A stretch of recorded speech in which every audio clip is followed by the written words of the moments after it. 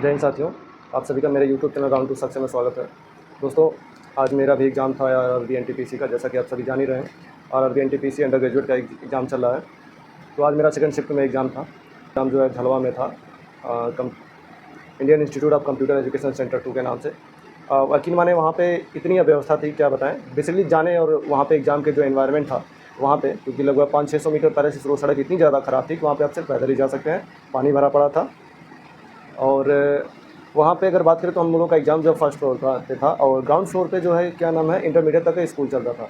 और स्कूल का शायद आज एनसीसी या जो कुछ उनका रहा हो, नगाड़े खूब बड़े से वो पीट रहा है, और एक लड़की जो है लाइन में सभी बच्चे लगे हैं, लड़की बोल रही है सावधान, विश्राम और खुली लाइन चल, तीनों तीन में चल। एक जो पुलिस की ट्रेनिंग हम लोगों की चलती है, सेम वही चल रहा था। और हर बात पे वो मृदंग क्या नाम नगाड़ा पीटे जा रहा था बार पे। तो वास्तव में बहुत डिस्ट्रैक्शन हुआ था। लगभग एग्जाम के लगभग 40-45 मिनट तो बहुत डिस्ट्रैक्शन था, क्योंकि उसके बाद ही वो बंद हो गया।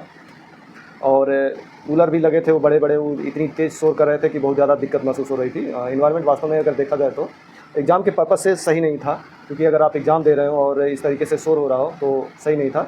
बाकी अगर बात की जाए जो स्टाफ था, तो वास्तव में स्टाफ बहुत ही हेल्पफुल था, पोलाइट था, हम्बल था। स्टाफ के बारे में तो कहूँगा स्टाफ सभी बहुत अच्छे थे।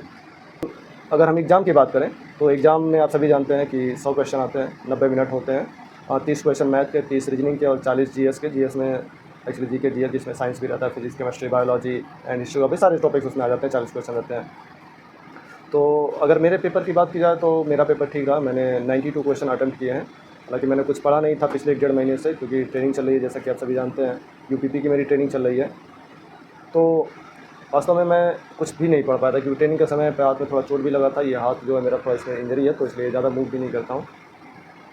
तो पेपर काफ़ी अच्छा हुआ। मैंने 92 अटैम्प्ट किए थे, जिसमें मैथ रीजनिंग में 60 में मैंने 59 अटैम्प्ट किए हैं।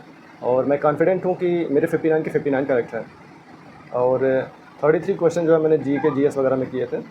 तो लगभग 20 जो अभी स्टडी फॉर करके एक और स्टडी फॉर यू करके चैनल आता है, तो वो सारे क्वेश्चन का पढ़ेगा, वो देता है सोल्यूशन भी बच्चों से इनपुट लेकर के। तो उसके अकॉर्डिंग मेरे 21 क्वेश्चन सही हैं जीएस के, और उनके क्वेश्चन ऐसे थे जो मुझे लगता है उन लोगों को क्वेश्चन का इनपुट गलत मिला है। तो उसके अकॉर्डिंग बहरहाल उसको मैं बात ही नहीं कर रहा हूँ। 21 क्वेश्चन मेरे करेक्ट सही हैं। तो लगभग मेरे 80 क्वेश्चन तो करेक्ट हो रहे हैं इसके हिसाब से। और बाकी 12 क्वेश्चन अगर इसमें से 2-3 भी क्वेश्चन सही हो गया, तब भी तो लगभग 78-79 के आसपास मेरा स्कोर, ऐसा मेरा अनुमान रहने वाला है।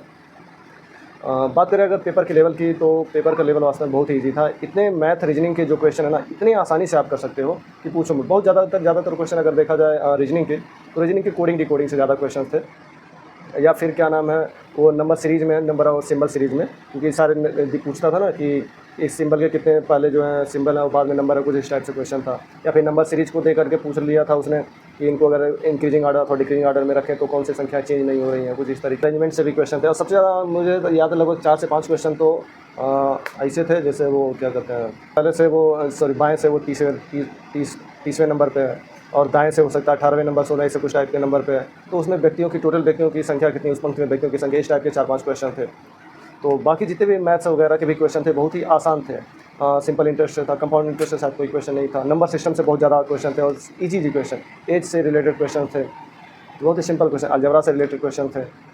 तो जो भी क्वेश्चन थे बहुत ईजी थे, जो आसानी से किए जा सकते थे, बहुत आसान थे।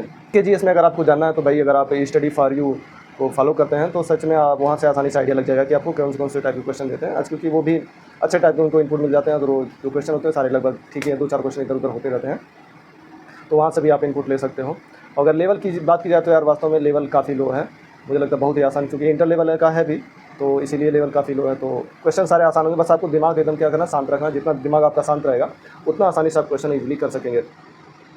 मैथ्स में सिंप्लीफिकेशन का भी था, नंबर सिस्टम के क्वेश्चन थे, एज से रिलेटेड से क्वेश्चन थे, सिंपल इंटरेस्ट था, कंपाउंड इंटरेस्ट नहीं था, हाँ पार्टनरशिप के क्वेश्चन थे, पाइप एंड सिस्टम से लगभग 4-5 क्वेश्चन थे। तो क्वेश्चन सभी बेसिक बहुत ही इजी क्वेश्चन थे। अगर उसने एक इस बार थोड़ी सी चेंजिंग कर रखी है एसएससी ने, शायद नकल को रोकने के लिए, लेकिन उसके फ़ायदे भी हैं और नुकसान भी हैं।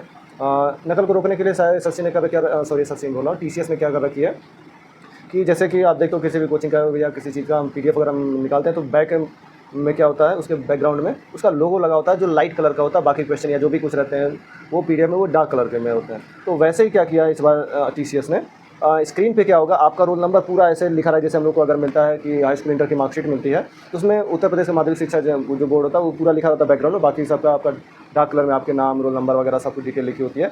ठीक वैसे तो रोल नंबर बैक क्या लाइट कलर में पीछे पूरा लिखा हुआ है बैकग्राउंड में, और सामने क्वेश्चन है। तो उसके फ़ायदे और नुकसान क्या हैं? नुकसान ये है कि जब क्वेश्चन कुछ इसी से ओवरलैप कर रहा है, जो लिखा हुआ जैसे आपका रोल नंबर, क्योंकि थोड़ी थोड़ी स्पेस रख के रोल नंबर कंटिन्यूसली लिखे हुए हैं, तो ओवरलैप कर रहा है जब क्वेश्चन उसी रोल नंबर पे, तो आपको पढ़ने में दिक्कत होगी, आपको ज़्यादा ध्यान से पढ़ना पड़ेगा क्वेश्चन, क्योंकि अगर एक भी कोई डिजिट इधर उधर हो गया तो क्वेश्चन गड़बड़ हो जाएगा। फ़ायदा ये है कि अगर किसी भी, जैसे कि पहले आती थी ना कि स्क्रीन रिकॉर्ड की गई है, किसी की स्क्रीन रिकॉर्डिंग है और ये चल रहा है कि हाँ ये नकल हुआ है, नकल हुआ, किसका स्क्रीन रिकॉर्डिंग है पता नहीं चलता था किसने नकल की। अब क्या होगा, अगर स्क्रीन रिकॉर्डिंग किसी से हुई है तो वो क्या कर सकते, वहाँ पे स्क्रीन पे चूँकि उसका रोल नंबर दिख रहा है पूरा हर जगह थोड़ी थोड़ी दूर पे, तो उस रोल नंबर से पता चल जाए किस बच्चे का, सीधे उस बच्चे को बाहर कर देंगे।